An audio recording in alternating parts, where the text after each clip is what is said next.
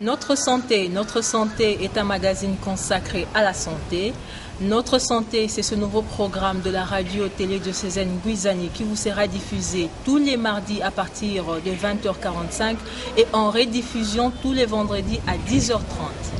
Avec notre santé, retrouvez tout ce qu'il faut savoir autour de la santé, actualités, conseils et dossiers. À la présentation, Sandrine Dissy. J'irai chercher ton cœur si tu l'emportes ailleurs, même si dans tes danses, d'autres dansent des heures. J'irai chercher ton âme dans les froids, dans les flammes. Mesdames et messieurs, fidèles téléspectateurs de la chaîne diocésaine Guizani, bonsoir et merci de nous recevoir chez vous dans le cadre de ce magazine consacré à la santé. Vous le savez, la santé est un état de complet bien-être physique, mental et social et ne consiste pas seulement en une absence de maladie ou d'infirmité. Vous l'aviez suivi au cours de nos éditions du journal télévisé. L'autorité urbaine a lancé dernièrement la campagne de sensibilisation porte à porte contre le VIH-Sida et le paludisme communément appelé malaria. Une initiative des Vorsi Congo en partenariat avec Christian Aid. Et pour en parler dans ce tout premier numéro du magazine Notre Santé, nous recevons sur ce plateau l'un des représentants de Vorsi Congo ici à Boma. Il s'agit de pasteur Franck Diasonama. Bonsoir pasteur. Bonsoir Sandrine. Pasteur Franck Diasonama n'est pas seul, il est accompagné des infirmiers titulaires et d'un relais communautaire. Il s'agit de Maman Germaine, infirmière titulaire du centre de santé d'État Sinaï, Ruben Bianga, IT Air de santé Kimbangu B, Roger Kumbu, IT Air de santé Kimbangu A, ainsi que Mas Massamba, relais communautaire. Bonsoir chers invités. Bonsoir Sandrine. Pasteur, vous venez de lancer la campagne de sensibilisation contre le VIH-Sida et le paludisme. Dites-nous concrètement de quoi il s'agit. La campagne que nous venons de lancer, c'est un des volets d'un vaste programme que nous sommes en train d'exécuter sur la ville de Boma. Nous, comme vous l'avez dit, c'est Vorsi Congo. Vorsi Congo, nous sommes un organisme non gouvernemental basé sur la foi. Vorsi, c'est un sigle, ça signifie veuf et orphelin du sida au Congo. En fait, dans le cadre d'appui aux initiatives de santé dans notre ville de Boma, Vorsi Congo a lancé une vaste campagne, non seulement de sensibilisation, mais nous avons commencé par la formation des relais communautaires, des leaders des médias, des leaders communautaires également, qui vont mener avec nous la campagne de sensibilisation. Nous voulons à ce que les peuples de Boma, les peuples de notre ville, soient atteints par les messages de prévention contre le VIH-Sida et contre la malaria. Voilà pourquoi nous avons estimé que la campagne se passe de porte à porte avec les relais communautaires, avec un message clair. Le message qui a été donné pendant la formation, c'est comment en fait se prévenir contre les deux maladies qui sont, disons, les mieux, les maladies les plus meurtrières. Parce que s'il faut que nous puissions les classer, nous devons savoir que le paludisme, ça doit être la première maladie qui tue beaucoup plus les gens dans notre ville et dans notre pays. Et le VIH, c'est la 4e maladie. Donc c'est donc important que nous puissions prévenir la population par rapport à ces deux maladies. Pasteur, nous sommes dans un milieu où il y a présence de plusieurs maladies et apparemment votre structure s'est plus focalisée sur les deux maladies. Pourquoi cela? Notre structure s'est focalisée sur deux maladies parce qu'il y a un point de jonction entre les deux maladies. Les deux maladies tuent beaucoup. Premier point commun. Les deux maladies appauvrissent. Les deux maladies attaquent beaucoup plus la femme enceinte, que ce soit le paludisme, que ce soit le VIH-Sida. Les deux maladies, on peut les prévenir. Les deux maladies peuvent être traitables. Les deux maladies se transmettent par le sang infecté. le paludisme évidemment infecté par la nophèle, et le VIH, le sang infecté par une personne qui est déjà atteinte par le VIH. Mais du moins, le sang infecté contribue à l'infection de ces deux maladies. Et les deux maladies aussi se transmettent de la mère à l'enfant. Et nous avons donc pensé qu'il est important de pouvoir mener une campagne intégrée. Parce que imaginez une personne qui est déjà séropositive et qui attrape les palus graves. Imaginez quel sera son sort. Or, ces deux maladies, on peut les prévenir. Voilà pourquoi nous avons pensé que c'est important qu'on combine les deux. Revenons un peu en arrière, juste avant le lancement de la dite campagne, vous avez eu à organiser la formation des prestataires communautaires, des leaders communautaires et aussi des professionnels des médias que nous sommes sur la lutte intégrée contre le palu et les sida à travers l'approche SEV. Que pouvons-nous retenir de ce concept? Le concept SEV, au fait, j'aurais aimé, pour des raisons pédagogiques, que les relais communautaires, même les IT qui ont participé à cette formation, puissent nous dire ce qu'ils entendent par SEV. Mais grosso modo, SEV, c'est une abréviation plutôt, c'est un sigle, je voulais dire. S, qui signifie pratique sûre, le sûr, on a pris la lettre S. A, SEV, au fait, on écrit save, mais on lit sève. Parce que sa racine, c'est une racine anglaise. Je ne vais pas entrer dans les détails de l'anglais, mais je prends juste la signification française. Donc, S, pratique sûre. A, accessibilité aux médicaments. V, dépistage volontaire. Et éducation de la population. Donc, lorsque nous disons sève, les S, c'est éducation, parce que l'éducation assure évidemment l'autonomie de la population. Donc, SEV peut se globaliser par cette signification. Au fait, lorsque nous disons S, pratique saine, je voulais souligner le fait que dans les temps, lorsqu'on parlait de la lutte contre le VIH, on nous a tous enseigné que pour se prévenir contre le VIH, il faut abstinence, bonne fidélité. Et nous avons estimé que ce message est incomplet parce qu'il ne s'adresse qu'à une seule voie de contamination.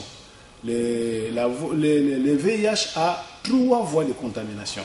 C'est la voie sexuelle, c'est les sangs infectés et la transmission de la mère et à l'enfant.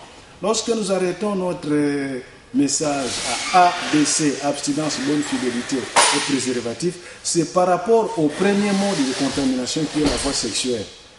Alors, l'approche SEV vient au fait compléter ces messages que nous pensons incomplets, parce que la prévention doit prendre en compte la transmission de la mère et de l'enfant, la prévention doit prendre en compte l'accessibilité aux médicaments, la prévention doit prendre en compte les dépistages volontaires.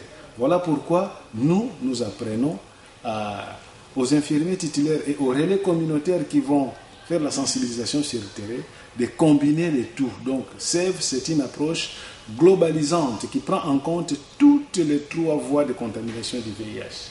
Là, maintenant, je me retourne aux côtés des infirmiers titulaires de centres de santé d'État qui sont ici avec nous. Je me rends vers Maman Germaine pour savoir ceci. Maman Germaine, Pasteur Franck l'a bien souligné, que dans l'approche SEV, toutes les lettres qui sont dans le concept SEV ont une signification. Et par rapport à la lettre S, cela revient aux pratiques plus sûres pour les 2 maladies. Et quelles sont ces pratiques?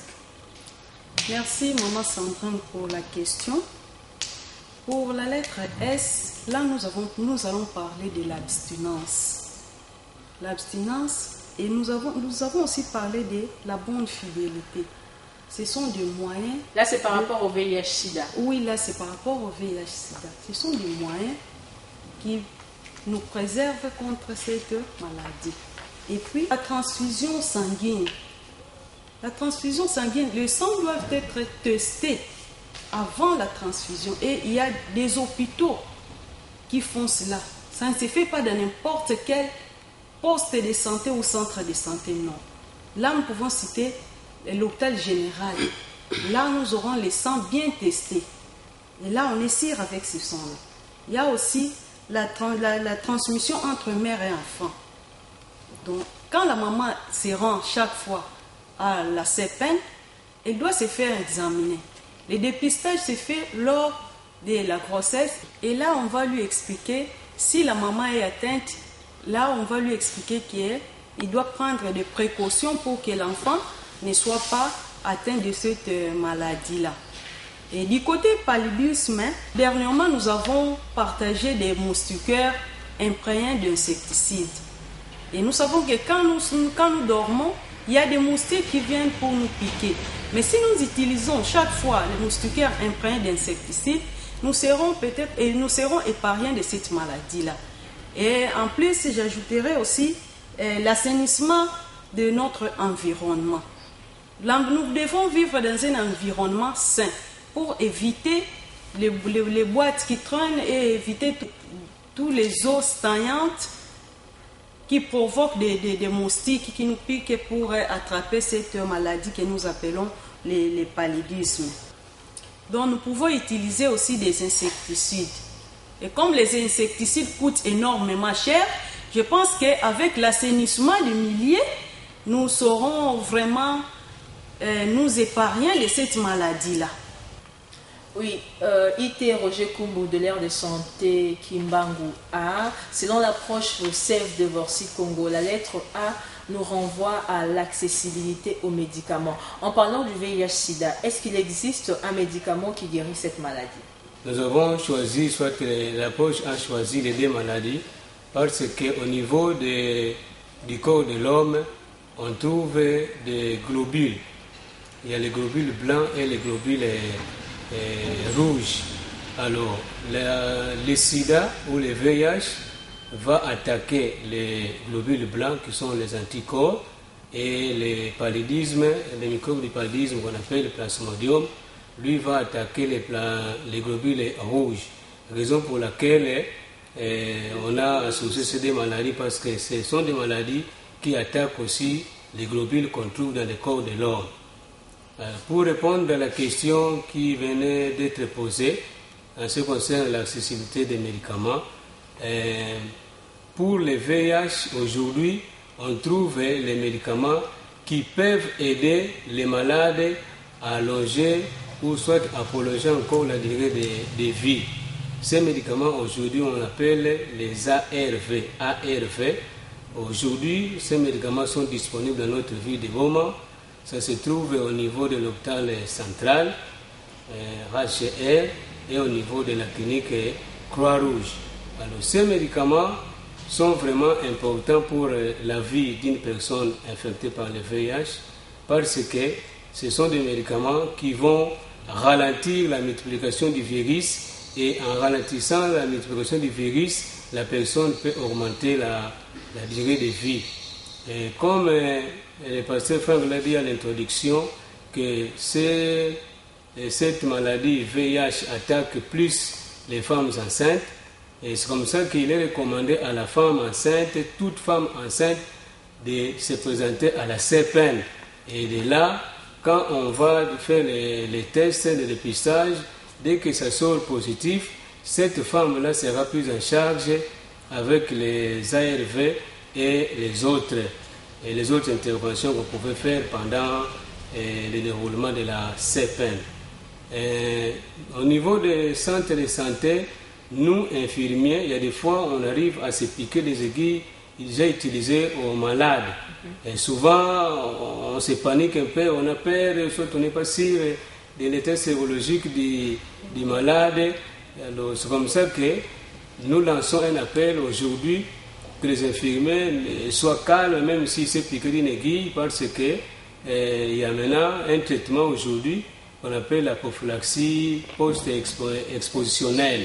Donc, quand vous êtes piqué par une aiguille utilisée par un malade, vous présentez à l'hôpital central pour la prise en charge. En rapport toujours avec les médicaments, il y a encore le cotrimoxazole que nous utilisons pour les PVV. C'est toujours les coteries est utilisé pour prévenir les autres infections qui peuvent déranger la personne qui est infectée au VIH. En ce qui concerne le paludisme, nous avons des médicaments qui sont vraiment disponibles dans toutes les pharmacies et dans toutes les villes, parce qu'aujourd'hui, il y a beaucoup de firmes qui fabriquent des médicaments contre le paludisme. En tout cas, les paludismes, aujourd'hui, les médicaments sont vraiment nombreux au niveau du marché. Mais nous insistons à ce que les malades ne puissent pas faire l'automédication.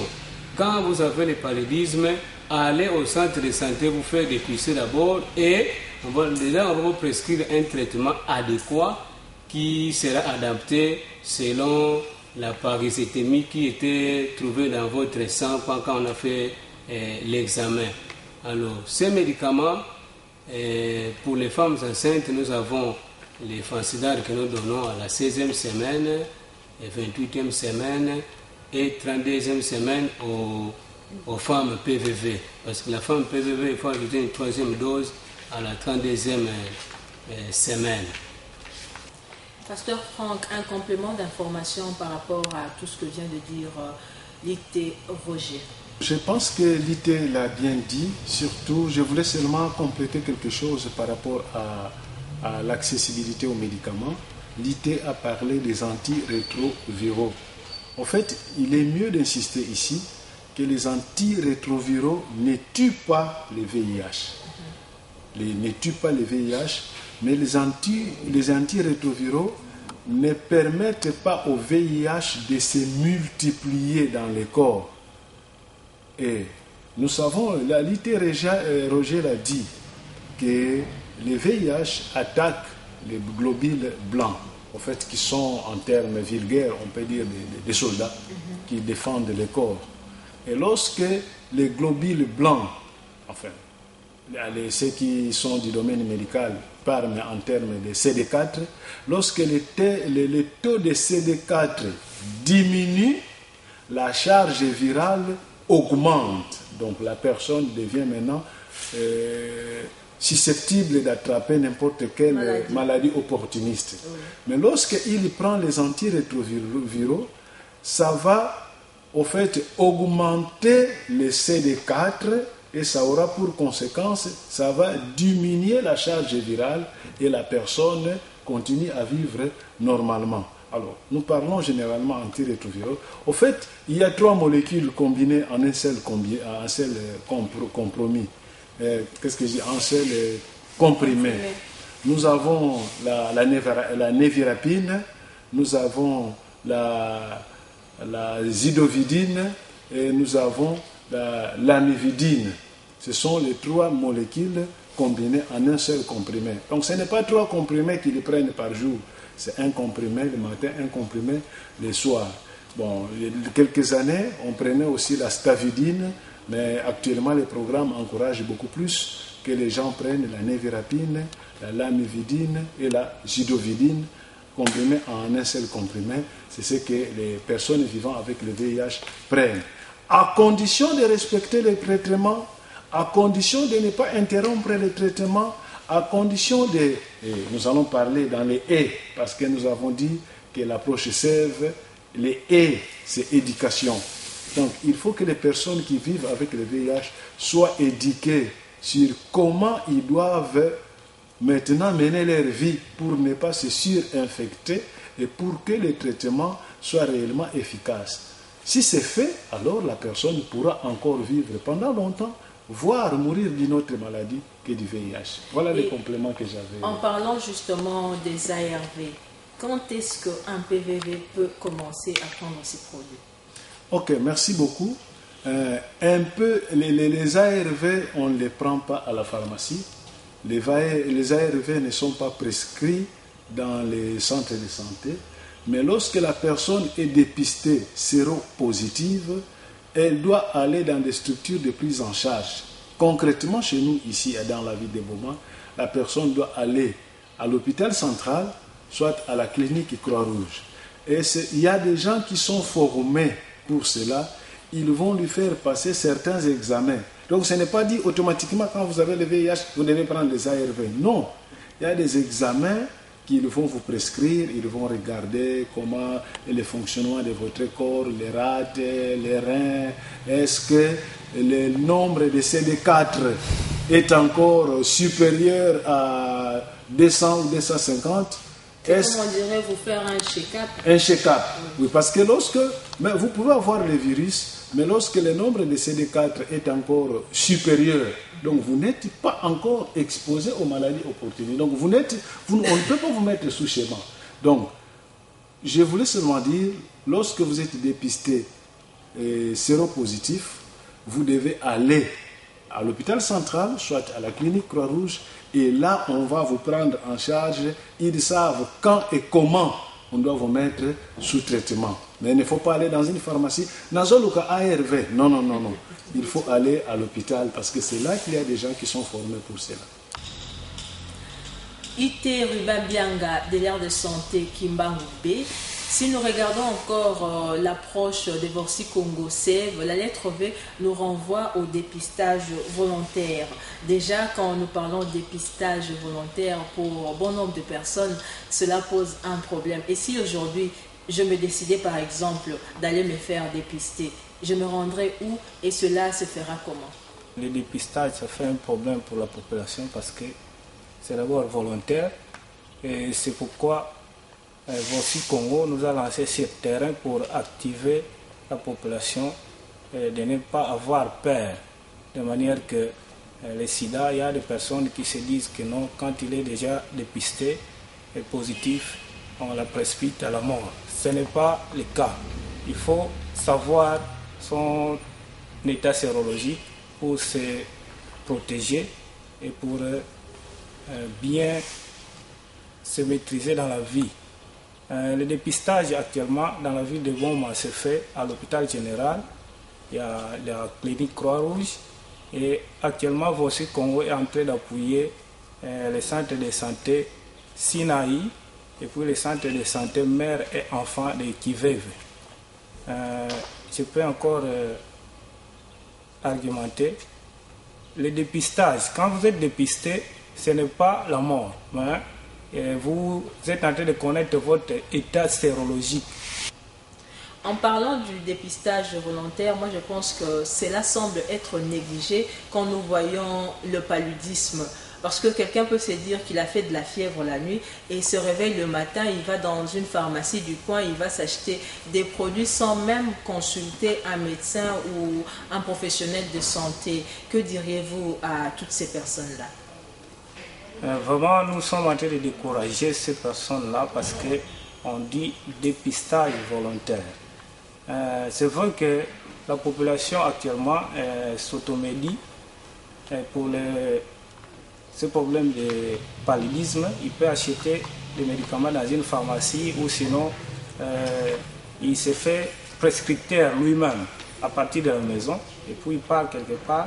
Il achète les produits sans savoir la posologie, sans savoir la dose à utiliser. Mais il est encourageant que si quelqu'un est malade, d'aller consulter un centre de santé proche pour se faire examiner et puis suivre son traitement.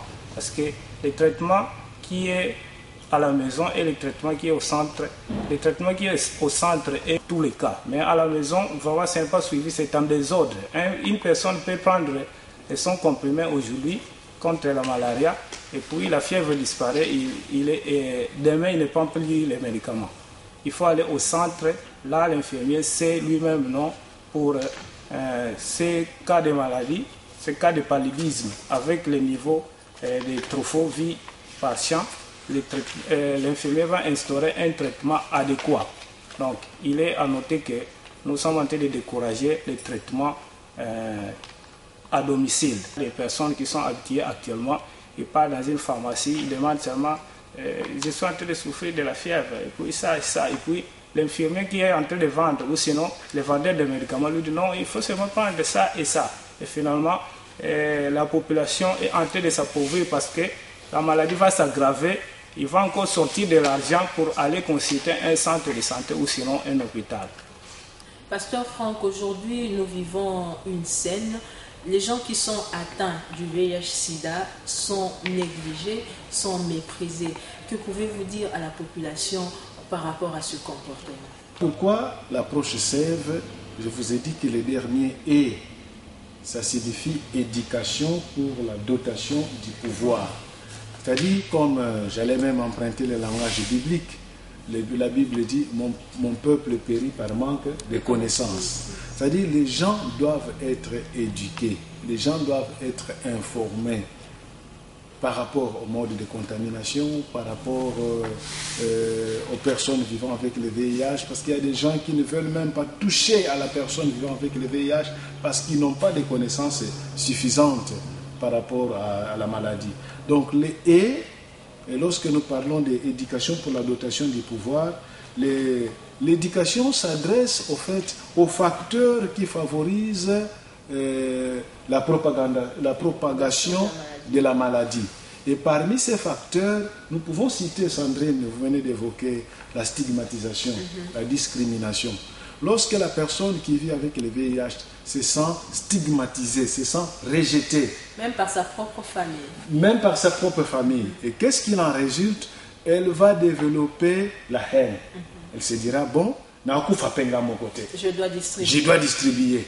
Or, lorsqu'elle fait ça, c'est toute la communauté qu'on est en train de mettre à genoux.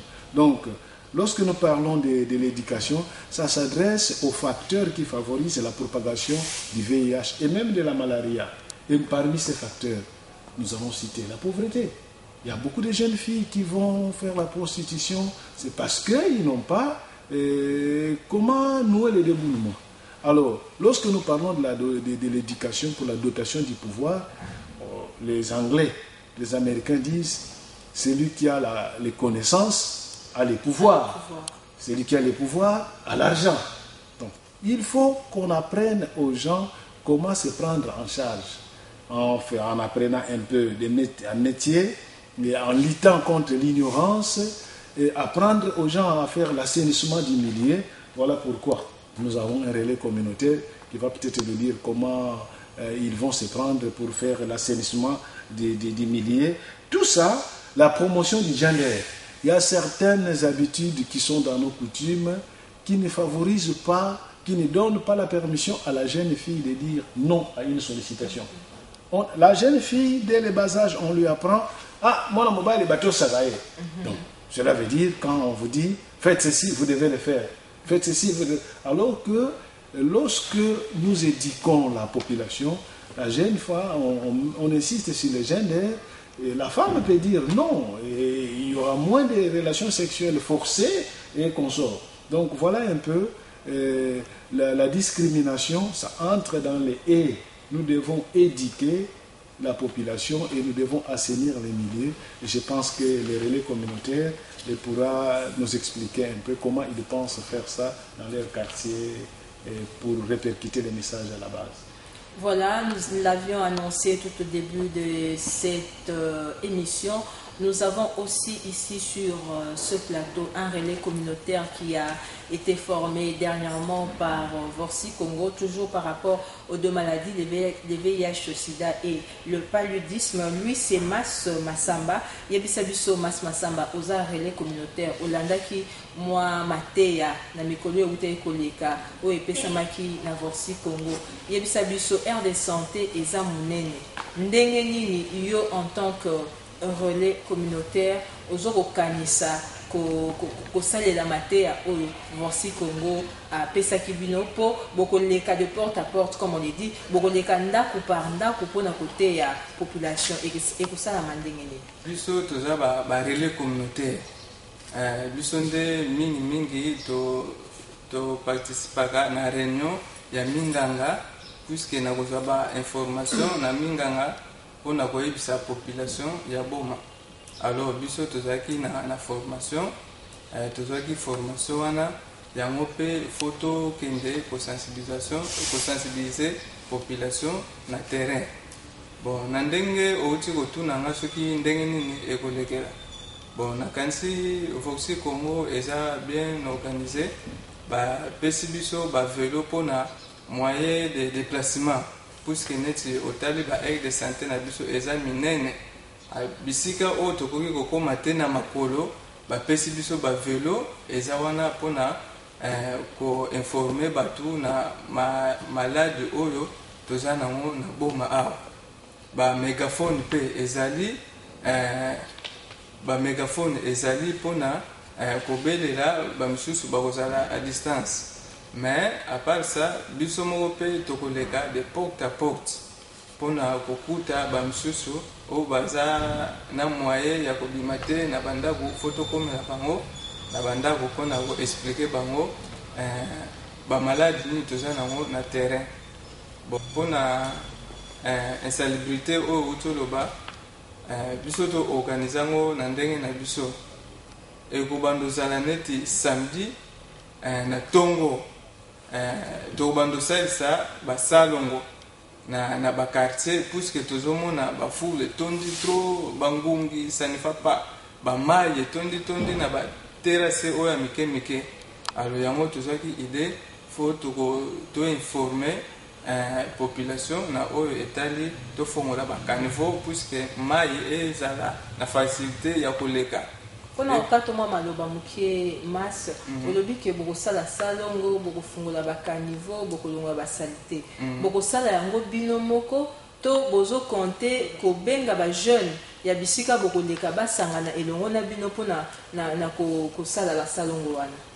Bon nakanisi salongo wana tokosala yango boye ntango tokoinforme population na population place salite ezali na biso moko toko aider bango puisque soki totiki kaka bango moko basala bakozala découragé. Mais soki bamoni mpe biso toyebisi bango message wana biso moko mpe tozosala salongo wana bango mpe bakozwa courage ya kosala yango salongo wana biso tokosala yango bango na biso mpona koevite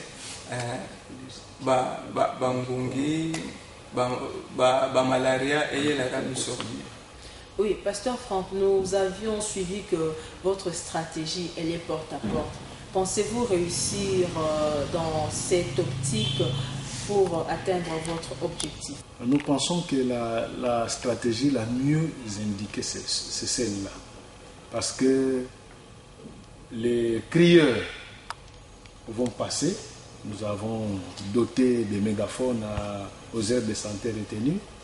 Lorsque tôt le matin les crieurs passent, ils annoncent le message, tout le monde, même qui est dans sa chambre, entend comment on va faire et qu'est-ce que nous devons faire pour nous protéger. Et puisque on peut arriver dans un ménage, maman est là et papa était absent. Nous avons aussi prévu de laisser des dépliants. Lorsque nous avons sensibilisé la maison, nous allons prendre un dépliant qui contient le message Sève, nous laissons au chef de ménage pour qu'il continue à faire la sensibilisation même à notre absence.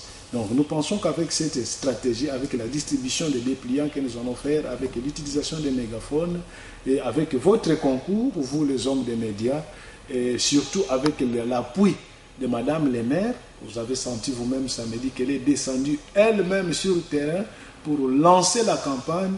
Elle a témoigné de son implication. Donc je pense que si tout le monde s'appuie à cette action, elle va vraiment réussir. Je suis sûr et je suis convaincu.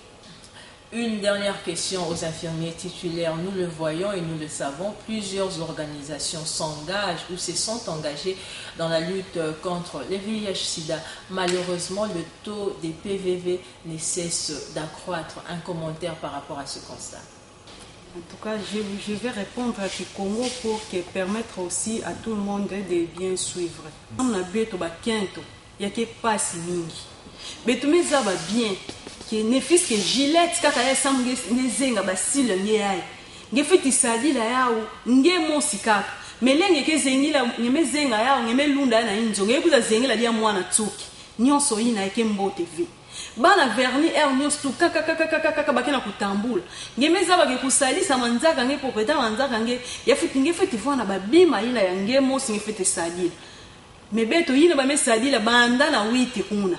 tia kikuza kuma kwa kuna na centre ville kaka mutu mosi kena kwenda salaka plus de 100 personnes kaka na lime hii mebetu mekatala bien lime na kika na bachinois a yake presque na 300 francs mebetu kena ku s'exposer donc ya betu tubaka yake maladie mosi betu lenda kwani ko éviter ya batondezi papa ke katwa kwa kudevisa mutete tondezi yange papa fulani amekuna sadila anke sadila pena bana nyonso ina ya ndeke na kusala ke maladi moya tumbu manisa ba ya zenga kelefi tangu mama mekufua baketuba mwana ya bia kwa mupesa na voisine yani yemi kanti nyonso tu ina betumeza bafeke na mabeni bia ka mwana pelenda baka na peki mbevu sidaka na mama ina kena sila ngeke kwa na teka na dumbi ngeke bika mwana na voisine nge someone bana yemiki na nge nyonso ina vraiment wa mtiki mbevu ke tu mumanisi mais beto nyonso betu baka décision betu ba mama ngeke sadila gilette samu na nge mosi ngeke sadila lime samu na nge mosi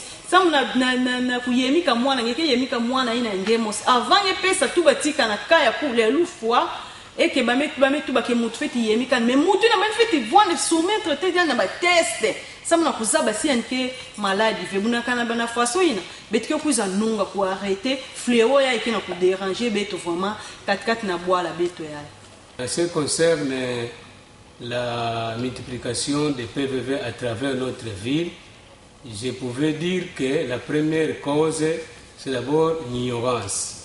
L'ignorance parce que les gens ne sont pas informés. Les gens manquent l'information, comme dit la Bible, que mon peuple périt par le manque de connaissances. La deuxième chose, c'est la mauvaise information. Juste quand on a commencé à sensibiliser contre le VIH et SIDA, la seule voie de contamination qui était beaucoup plus attaquée, c'était la voie sexuelle. Or, à part la voie sexuelle, il y a encore deux autres voies qui peuvent transmettre le VIH. Alors, c'est comme ça qu'aujourd'hui, avec l'approche SEV, l'approche SEV vient globaliser toutes les voies. Donc, on va faire la sensibilisation maintenant de toutes les voies de contamination pour faire la lutte contre le VIH. Je pouvais prendre un exemple concernant une maison qui a 3 portes. Donc pour entrer dans la maison, c'est 3 portes qu'il faut utiliser. Mais maintenant, on ferme une seule porte pour éviter l'entrée des ennemis et les 2 autres sont ouvertes. Pour les 2 autres voies là, je pouvais parler avec l'approche SEV, c'est la voie sanguine et la voie transplacentaire. Quand on a fermé la porte de la voie sexuelle, la porte voie transplacentaire et voie sanguine étant ouverte, l'ennemi VIH entre pour causer du tort. Voilà, comme ça aujourd'hui nous lançons avec la sensibilisation, avec l'approche SEV, en tout cas nous allons faire de notre mieux de pouvoir sensibiliser la communauté et d'adopter un comportement digne pour faire face à cette maladie. Pour terminer, je remercie beaucoup Voici Congo qui nous a amenés ici pour cette émission. Je remercie Maman Sandine qui nous a reçus dans cette émission et les diocèses en général parce que c'est le diocèse qui a organisé ce que nous puissions voir cette radio dans notre ville de Boma. Et pour terminer, je salue notre chef de zone, docteur Oumba, et puis les superviseurs Kipa et puis André Mbambi. Et je remercie beaucoup à nous revoir sur le terrain pour faire le travail. Na banzila ina ke kotilaka maladi na njuto nete maladi ya bitu na kutuba ya sida njila kaka betumeza ba yake njila yanke tukena kivumu ande na kapesa pena mwana nandi na kena kati mais sur terrain betke mona ka baketon kaka bake kwenda kana sepen de ve na kilo ya bamama or kuna na kilo ya bamama ngeme ka kwenda kuna ndebale na ka depiste bat betu zaba keno mama yai andike na microbe ya sida ou bien andike na ya uve sika na microbe ya sida kena mama kuna na hospitali mamezaba nini bale ndaka sala samu na kutani na mwana ina kena kati ande baka ve mikolobo ina ya sida mais mama nkaka sur terrain bakezo naka kukwenda na kilove amevanda na injo amebaka kivumu amevanda na injo ti ikesutu kaka amekwenda rendezvous kaka amekwenda buta mwaibe tozaba état sérologique ya mama ina ikeleve yawe ina kena kusala ke microbe ina ya sida ole malesa ikeleve kena ku continue kaka ba mama ina nkaka pe ina animekwana na kilo amede piste ameza ba ke andike na maladi ina mais andike sosa kusweka information ole ani tu wana ni vérité sans ba kandi en charge mais andike na kusweka information et finalement maladi ina ekena ku continue mwana ke butuka ametamba kana maladi na erreur ya mama samuna paludisme na njila pe kaka ina ya mama kena kivumu mama pende nakatambikisa mwana yena kena kati maladi ya paludisme yao na kilope betike pesaka nkisi samuna kutani na mama na malaria et puis na mwana yena kena kati samuna mama meka vanda na malaria era nikekuza buta mwana yina pe anle nakatamba kana malaria ina ti mwana kana kubutuka betike mona kaya ti mwana kana kubutuka juste anme butuka juste anme banda ba fièvre juste anme butuka juste anme banda kukangama basinya malaria yao ina yao betkena kulomba na nkango samuna kubaka conscience kubaka responsabilité ya ina ya ngemosi bandela tete na injo ina ya ngei bandela na ngemosi baka responsabilité ya ngeyo kwenda se faire dépister kumona chonive bankisi ya kele betume expliquer ya bien nkisi ya kele ngeme kwa kwenda se faire dépister betume zabo que non yandi andikena malade ngo ou andikena yaouve que baka pe comportement responsable sur terrain ya betkeluta sur terrain betomeka ku encourager population samuna beto sade la mambo yena kena kulomba beto voici Congo na sensibilisation ya beto na kumanisa mukana kupesa baina nyos kena kulanda beto bombote baina mezaba beto et puis mukana kulomba na population ya mvimba beto sangana samuna kunoanisa maladi ya sida na paludisme. Voilà, pasteur Franck Diasonama, nous sommes pratiquement arrivés vers la fin de ce magazine consacré à la santé. Que pouvez-vous dire particulièrement à toute la population qui est en train de vous suivre en ce moment?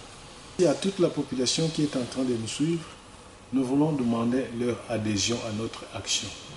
Je pense que vous voyez la tenue que tous les relais communautaires ont portée. Derrière les dos, il est marqué « Ensemble contre le paludisme et le VIH ». Donc, nous demandons que la population s'associe à nous. Et lorsque vous verrez des gens porter cette tenue dans la rue devant votre porte, ayez l'amabilité de les accueillir pour pouvoir engager un dialogue avec eux, parce que la santé, dit-on, n'a pas de prix. Ce sont des relais communautaires qui se sacrifient pour que nous puissions tous avoir le même message. Et je remercie la RTDN dans son souci de mieux encadrer la population de la ville, nous a associés dans cette action, toutes nos fleurs à tout le monde. Nous pensons qu'ensemble, nous allons bouter hors d'état de nuire les deux maladies, j'ai dit, le VIH et le paludisme. Merci. C'est bien dit, amis téléspectateurs de la chaîne de l'excellence, la RTDN. Nous sommes arrivés à la fin de ce magazine consacré à la santé qui a reçu aujourd'hui pour vous les représentants des Voici Congo ainsi que les infirmiers titulaires, et nous avions ensemble parlé de l'approche SEV de cette structure dans la lutte contre le VIH-Sida et le paludisme. Nous avions compris que ces deux maladies peuvent être évitées, peuvent aussi être soignées. Soignées dans quelle mesure? Nous avons pu comprendre qu'avec l'approche SEV, il y a des pratiques sûres pour prévenir ces deux maladies. Le cas par exemple pour les sida, nous avons l'abstinence et la bonne fidélité, la transfusion du sang bien testé, la prévention de la transmission de la mère à l'enfant. Et par rapport au paludisme, il y a l'utilisation de la moustiquaire imprégnée, ainsi que la désinsectisation des locaux. Nous avions également suivi la semaine dernière, lors du lancement de la campagne, le chef de l'exécutif urbain, Marie-Josée Nyongo-Swami, a précisé que la salubrité est une affaire de tous. Nous devons garder notre environnement propre pour éviter le paludisme, parce qu'il faut aussi le dire que le paludisme est une maladie qui tue. Arrêtons de crier aux sorciers là où il n'y en a pas. Gardons notre environnement propre et faisons-nous dépister afin de déceler ces deux maladies. Et là, je m'en vais dire merci au réalisateur de cette émission de ce soir, Robert Mwende, je te dis merci. Je dis également merci à nos invités qui ont répondu positivement à notre invitation. Vos suggestions par rapport à l'émission au 09 97 25 3500. Santé des fers à toutes et à tous. Nous nous retrouvons sûrement la semaine prochaine pour un nouveau numéro. D'ici là, portez-vous bien. Au revoir. Ici.